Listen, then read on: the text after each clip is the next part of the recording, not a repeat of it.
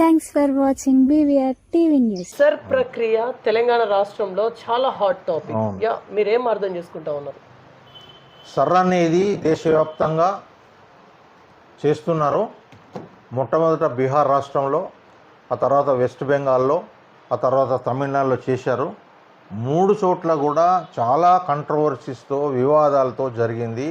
West Bengal ముఖ్యమంత్రి మమతా బెనర్జీ గారు సుప్రీంకోర్టును ఆశ్రయించారు. అక్కడి విషయాలు చెప్పడానికి తానే అడ్వకేట్గా, ఆమె క్వాలిఫైడ్ అడ్వకేటు, అందుకని సుప్రీంకోర్టులో ఆమె వాదించిన విషయం కూడా మీకు తెలిసే ఉంటుంది. అయితే అక్కడ అసెంబ్లీ ఎలక్షన్లలో సర్ ఫలితంగా వెస్ట్ బెంగాల్లో బీజేపీ గెలవడం జరిగింది, మమతా బెనర్జీ ఓడిపోవడం జరిగింది. సర్లో భాగంగా లక్షలాది మంది, దాదాపు 94 లక్షల మందిని డిస్క్వాలిఫై చేశారు. మా ఓటు పోతున్నది, మేము చెప్పుకున్నది వినండి అంటే అపిలేట్ ట్రిబ్యునల్స్ వేసినప్పటికీ కూడా అప్డేట్ ట్రిబ్యునల్స్ 70 లక్షల నుంచి కేవలం 2000 మందికే ఉపశమనం కలిగించింది. మిగతాలకు ఉపశమనం కలగలేదు. అలాగో ఎలక్షన్స్ జరిగిపోయినాయి. ఆ ఫలితంగా మమతా బెనర్జీ పార్టీ తృణమూల్ కాంగ్రెస్ ఓడిపోయింది. అంటే మీకు కాన్సెప్ట్ ఏంటి సార్? సర్ ప్రక్రియ అనేది ప్రక్షాళన కరెక్ట్ కాదంటారా? నిజాయితీగా ఓట్ల ప్రక్షాళన చేయడము అవసరమే. కానీ ఇక్కడ కేంద్రంలో ఉన్న బీజేపీ ప్రభుత్వ ఆలోచన ఏంటి అంటే ప్రతిపక్ష పార్టీల ఓటు బ్యాంకును ఎంతో కొంత గండి కొట్టి అధికారంలోకి రావాలి ప్రతి రాష్ట్రంలో. మీకు ఒక్కొక్క రాష్ట్రం గురించి చెప్తాను వినండి. బీహార్లో జరిగినప్పుడు అప్పటి ముఖ్యమంత్రి నితీష్ కుమార్ గారు బీజేపీతో కలిసి పోటీ చేశారు.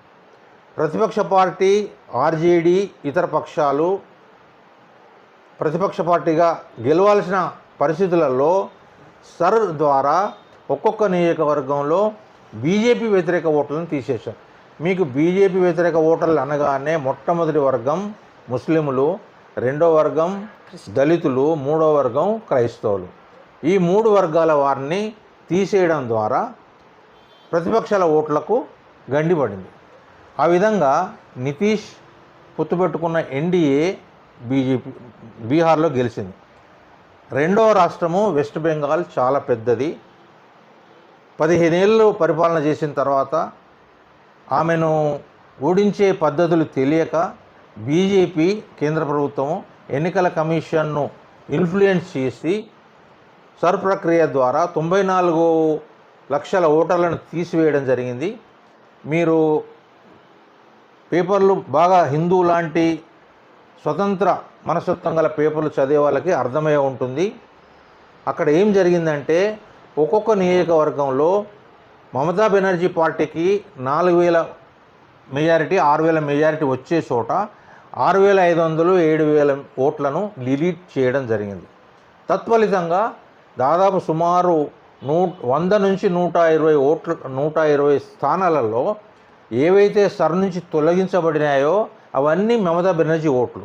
అవి రాకపోవడం వల్ల మమతా బెనర్జీ ఆ విధంగా ఘోరంగా ఓడిపోవడం జరిగింది. అంటే ఇక్కడ బంగ్లాదేశీయులు చొరబాడి, అంటే వాళ్ళు ఈ రకంగా, అంటే ఎలాంటి ఎవిడెన్స్ లేకుండా లోపలికి రావడము, వారికి ఓటకు కల్పించడం కరెక్ట్ అంటారా అకార్డింగ్ టు యువర్ ఒపీనియన్? ఇక్కడ బంగ్లాదేశ్ నుంచి ముస్లిమ్స్ వచ్చిండ్రు అనడము, బంగ్లాదేశ్ ఎప్పుడు ఏర్పడ్డది?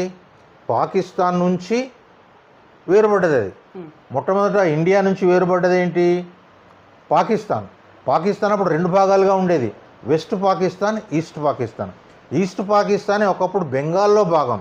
బెంగాల్ విభజన జరిగిన తర్వాత వెస్ట్ బెంగాల్ అయింది. అది అట్లాగే కొనసాగుతున్నది. ఈస్ట్ బెంగాలే, ఒకప్పటి ఈస్ట్ బెంగాలే బంగ్లాదేశ్ స్వతంత్ర దేశం అయింది. అక్కడ వెస్ట్ బెంగాల్లో బంగ్లా భాష మాట్లాడతారు. ఈస్ట్ బెంగాల్ అంటే ఇప్పటి బంగ్లాదేశ్లో భాషాపరంగా అఫినిటీ ఉన్నది కాబట్టి అక్కడి ప్రజలు ఇక్కడికి బార్డర్ దాటి రావచ్చు. కానీ ఇంతమంది రాలేదు.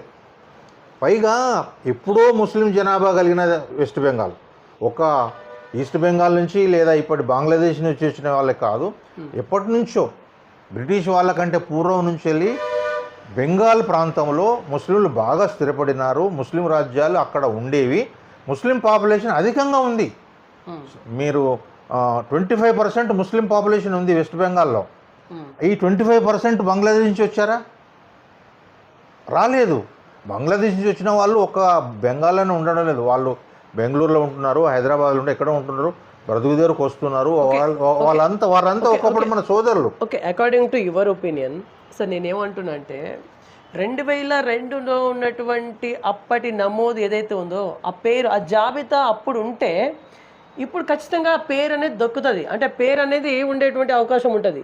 అంటే 2002 కన్నా ముందు లేనటువంటి పేరు ఇప్పుడు ఉండదు. సో వాళ్ళు దొంగతనంగా చొరబడినట్టే అన్నట్టుగా ఇక్కడ చూసినటువంటి ప్రక్రియ కాదండి. దొంగతనంగా చొరబడ్డ వాళ్ళ ఓట్లు తీసేస్తే సబబే అనుకున్నప్పటికీ జెన్యూన్ ఓటర్స్ వాళ్ళు ముస్లిం అయిన కారణంగా తీసివేయబడ్డారు. అది కొన్ని వందల సంవత్సరాల నుంచి వెస్ట్ బెంగాల్లో ముస్లిం పాపులేషన్ ఉండింది. తెలంగాణలో కూడా ముస్లిం పాపులేషన్ ఉంది, కర్ణాటకలో ఉంది, కేరళలోనైతే 30% ఉంది, తమిళనాడులో అయితే 15-16% ఉంది. అన్ని రాష్ట్రాల్లో ఉన్నారు. ఈ సర్ ప్రక్రియ ఏంటంటే అన్ని రాష్ట్రాలు ఇప్పుడు చేపట్టబోతున్నారు. అన్ని రాష్ట్రాల్లో ఎక్కువ మంది ముస్లింలను తొలగిస్తున్నారు. తొలగించిండ్రు అని కోర్టుకు వెళ్తే వాళ్ళకి ఏదైనా అపిలేట్ ట్రిబ్యునల్స్ పెట్టుకుంటారు. అపిలేట్ ట్రిబ్యునల్స్ లక్షలాది మంది అప్పీల్ చేసుకుంటే వాళ్ళకు టైం లేదు. వెస్ట్ బెంగాల్ జరిగింది అదే.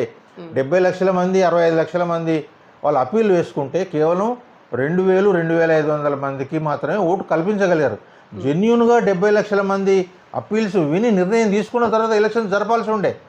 ఎలక్షన్స్ వాళ్ళు అనుకున్న తేదీలోనే జరిపినారు, వాళ్ళు అనుకున్న దశలలోనే జరిపినారు. అవన్నీ ఎలక్షన్ కమిషన్ పూర్తిగా బీజేపీ జేబు సంస్థ అయిపోయి బీజేపీ పార్టీ కోరిన విధంగా 4 రోజులకు ఒక phase, second phase, third phase, fourth phase 2002లో పేరు వాళ్ళ తండ్రి లేదా వాళ్ళ కుటుంబకులు ఎవరిదైనా ఉంటే ఈజీ ప్రాసెస్ అవుతుంది. అంటే అప్పుడు లేని పేర్లు ఇప్పుడు ఉంది అని అంటే సంథింగ్ ఈజ్ హ్యాపెన్ అని చెప్పేసి ఎస్ఐఆర్ ప్రక్రియ చేస్తూ ఉంది. అవును, అదే నిజం అనుకుందాం వెంకట్ గారు. అదే నిజమైతే అది ఏదో ఒక్కొక్క నియోజకవర్గంలో 100-200, ఒక్కొక్క విలేజ్లో ఒక్కరు లేదా ఇద్దరు ఉంటే ఉండొచ్చు. కానీ లక్షల సంఖ్యలో ఉండే అవకాశం లేదు. లక్షల సంఖ్యలో ఉండే అవకాశం లేదు. మీకెందుకు బీజేపీ ఇప్పుడు చేస్తున్న ప్రక్రియను మీకు అమెరికా ఉదాహరణ చెప్తాను. నిన్ననే నేను అధ్యయనం చేశాను. అమెరికాలో అంతా తెల్లవాళ్ళు ఉంటారు, అమెరికాలో నల్లవాళ్ళు ఉంటారు. నల్లవాళ్ళనే నీగ్రోలు అంటాం మనం. నీగ్రోలకు ఓటు హక్కు లేకుండా చేస్తే వాళ్ళు అమెరికన్ సుప్రీంకోర్టుకి వెళ్ళారు. అప్పుడు వాళ్ళు ఏమన్నారంటే వాళ్ళ కలర్ ఆధారంగా ఓటు తీసేయకూడదని వాళ్ళు ఓటు హక్కు ఇచ్చారు. ఇక్కడ మతం ఆధారంగా తీసేస్తున్నారు. ఎందుకంటే ముస్లిమ్స్ బీజేపీకి ఓటు వేయరు. అది మీకు తెలుసు, నాకు తెలుసు, వాళ్ళకి తెలుసు. కాబట్టి బీజేపీ అనేది ముస్లింలను, దళితులను, క్రైస్తవులను, ఇతర ఆదివాసులను టార్గెట్ చేసే పార్టీ. అంటే ఆ బలహీన వర్గాలు కాంగ్రెస్ పార్టీకో, బీఆర్ఎస్కో, లేదా స్టాలిన్ పార్టీకో, లేదా ఏ పార్టీకో వేసే అవకాశం ఉంది. బీజేపీ మాత్రం వేయరు. కాబట్టి వాళ్ళు టార్గెట్ చేసేది ఓట్లను తొలగిస్తే ఆటోమేటిక్గా వాళ్ళ మెజారిటీ అనేది మెయింటైన్ అవుతుంది. ఒక్క రాష్ట్రంలో చూసుకుంటే ఇప్పుడు పశ్చిమ బెంగాల్ అనేది చాలా పెద్ద రాష్ట్రం. అది చాలా పెద్ద రాష్ట్రం. ఒక్క రోజుకి దగ్గర 20-30 మంది చనిపోతారు. ఒక రాష్ట్రంలో డైలీ చనిపోతారు. వాళ్ళ ఓట్లు తీసేస్తారు. నెక్స్ట్ డబుల్ ఓట్స్, వలసవాదుల ఓట్స్, ఇవన్నీ కౌంట్ చేస్తే ల్యాక్స్లలో వెళ్తుంది. సో దీన్ని ఎందుకు తప్పు పడతా ఉన్నారు మీరు? తప్పు పట్టడం కాదు, జెన్యూన్గా చనిపోయిన వాళ్ళ ఓట్లున్నా తీసేయాల్సిందే, 2 చోట్ల 3 చోట్ల ఉన్నా తీసేయాల్సిందే. కానీ ఇక్కడ మతం ఆధారంగా తీసేస్తున్నారు.